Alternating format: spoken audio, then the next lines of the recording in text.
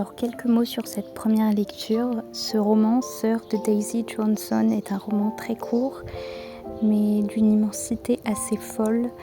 On y a, on a accès à l'intimité des deux sœurs Juillet et Septembre, entre lesquelles les liens sont très très forts et plus que forts, ils sont poussés à la perversité et j'ai beaucoup aimé cet aspect-là qui était expérimenté dans le roman. Également, voilà, on a accès à leur vie d'adolescente, leurs premiers amours, les premières expériences et les tumultes de l'adolescence. Donc j'ai beaucoup aimé aussi cet aspect. Régulièrement pendant ma lecture, étant donné que nous étions en pleine canicule, je me suis hydratée, j'ai fait des petites pauses, mais je ne pouvais m'empresser de retourner vers ma lecture car celle-ci était vraiment frénétique et terriblement attachante. Surtout lorsqu'on lit la fin, ou plutôt je dirais les 50 dernières pages, tout prend sens.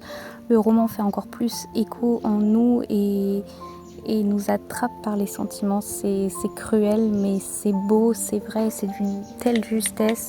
Je trouve que c'est un très bel hommage aux relations fraternelles, même si ici elles sont poussées au drame et à la perversité.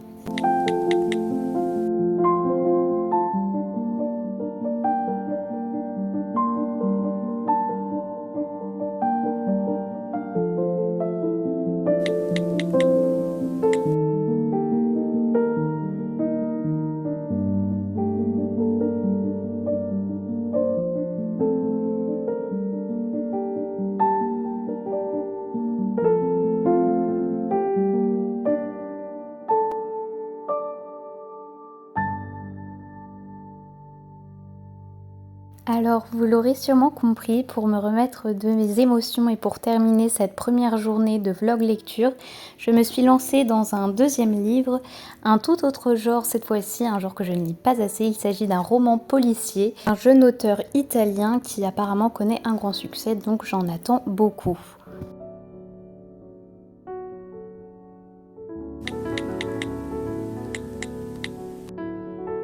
Alors, mon avis à chaud sur ce roman policier, il est assez ambivalent. Effectivement, il y a plein d'éléments que j'ai su apprécier, que ce soit dans l'intrigue, dans certains attraits des personnages ou encore dans la gestion du rythme.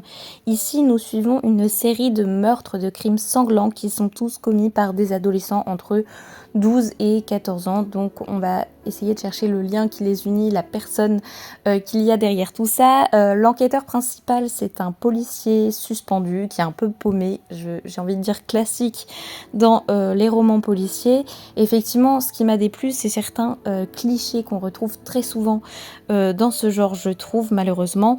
Notamment les descriptions du personnage principal qui se veut viril, qui attire toutes les femmes, ça m'a un petit peu fait lever les yeux au ciel. Hormis ces petits éléments et également le fait qu'on soit obligé d'ajouter à l'enquête policière des enjeux sexuels, une tension sexuelle entre les protagonistes, cette idée également vue et revue dans le genre policier qui me convainc vraiment dans l'idée que dans l'imaginaire collectif, le genre policier est destiné à un lectorat masculin, ce qui est complètement faux et ce que j'aimerais un petit peu casser. Donc j'attends d'avoir la lecture qui me surprendra de ce côté et qui sera un peu plus féministe, on va dire. Hormis tous ces éléments, j'arrête de me plaindre. Ce fut quand même une bonne lecture, effectivement, ça se lit bien, ça fonctionne bien. Et voilà, c'est le genre de lecture qu'il faut aussi s'accorder. Ensuite, j'ai poursuivi ma journée en entamant Antigone de Jean Anouilh, car depuis mon book haul, j'ai eu énormément de retours dans les commentaires avec beaucoup d'enthousiasme qui me recommandaient de lire au plus vite Antigone de Jean Anouilh et c'est chose faite. Aujourd'hui, j'ai lu les trois quarts et j'ai adoré tout le début au niveau du prologue et même la première scène. Bon, d'ailleurs, il n'y a pas vraiment de scène dans cette pièce, mais les premières interventions entre Antigone et la nourrice, ce sont des passages magnifiques.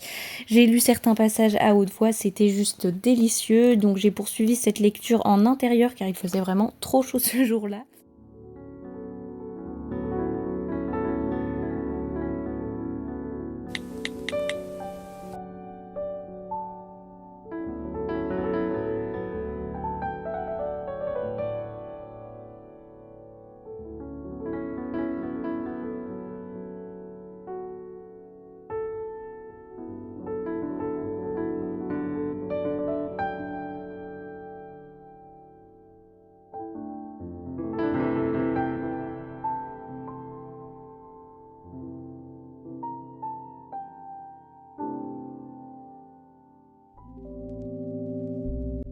bienvenue dans cette nouvelle journée de vlog lecture. Aujourd'hui, dès le début d'après-midi, je me suis régalée avec la fin de la lecture d'Antigone.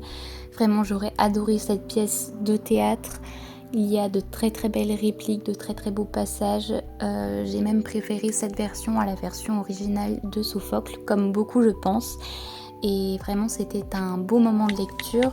Ensuite j'ai voulu enchaîner donc avec un autre petit livre et j'ai vraiment hésité, j'ai mis du temps à me décider et j'ai finalement choisi Sonieczka qui est un très court roman de Ludmila Ulitskaya. Comme pour ma précédente lecture, ici ça a été une très très bonne surprise. Ce court roman traduit du russe a d'ailleurs reçu le prix Médicis étranger ex aequo en 1996. Donc au niveau de l'intrigue, nous suivons une jeune femme, Sonieczka, qui est une jeune femme assez solitaire et passionnée par la lecture, la littérature. Elle en fait d'ailleurs son métier puisqu'elle est bibliothécaire et c'est d'ailleurs dans une bibliothèque qu'elle rencontre son futur époux. Une grande surprise pour elle, donc c'est un jeune homme Robert, un peu plus âgé qu'elle, un peintre qui a beaucoup voyagé en Europe, qui a connu les camps et qui la demande soudainement en mariage, on ne sait pas trop pourquoi d'ailleurs. De cette union leur naît une petite fille, Tania, qui plus tard introduit dans la maison, dans le foyer familial, la jeune Jazia qui est une orpheline polonaise et qui s'avère très séduisante et qui fera commettre à Robert un adultère puisqu'il trompera sa femme sous son propre toit avec la jeune Jazia. Ensuite, j'ai commencé juste l'introduction du recueil de nouvelles de Tchekhov et je me suis couchée. Alors pour cette 4e journée de vlog lecture, vous allez vite le comprendre à l'image. Je n'étais pas très inspirée par ce que je lisais et donc j'ai peu lu.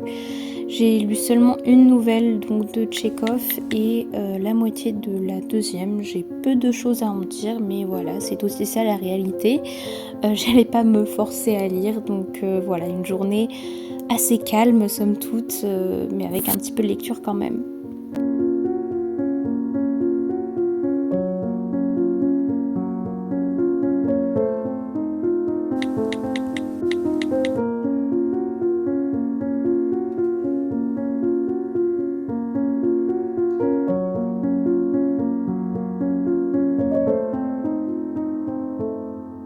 Ce vendredi 16 août, j'ai réussi à un peu plus lire et j'ai fini par terminer le recueil de nouvelles de Tchekhov.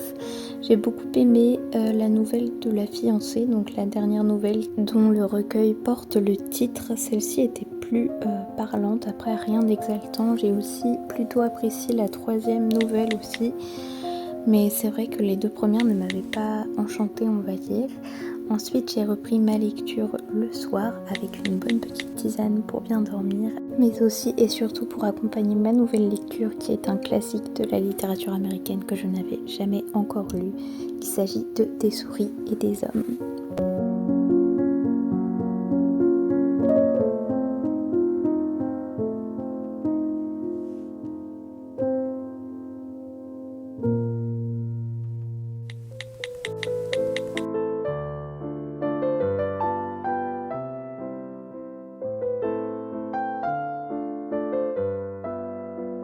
Alors très rapidement, mon avis sur Des souris et des hommes, c'est un très court roman, un classique de la littérature américaine de Steinbeck et vous devez le lire sincèrement.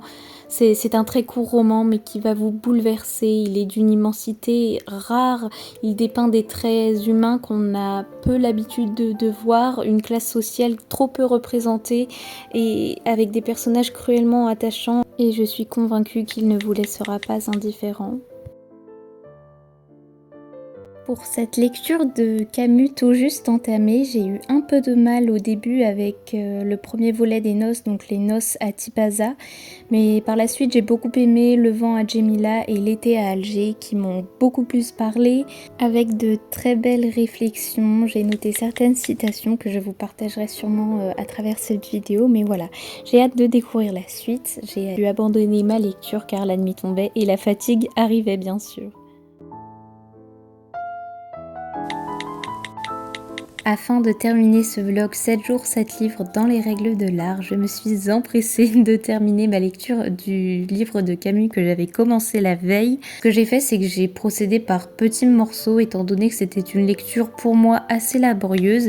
Il s'agit ici d'un essai un petit peu mêlé à la forme du récit que nous livre Camus. Il revient notamment sur ses origines, sur l'été, sur Alger, sur le bonheur et sur plein de choses. Vraiment, j'ai trouvé ces réflexions intéressantes. Cependant, j'ai la sensation d'être un peu passée à côté.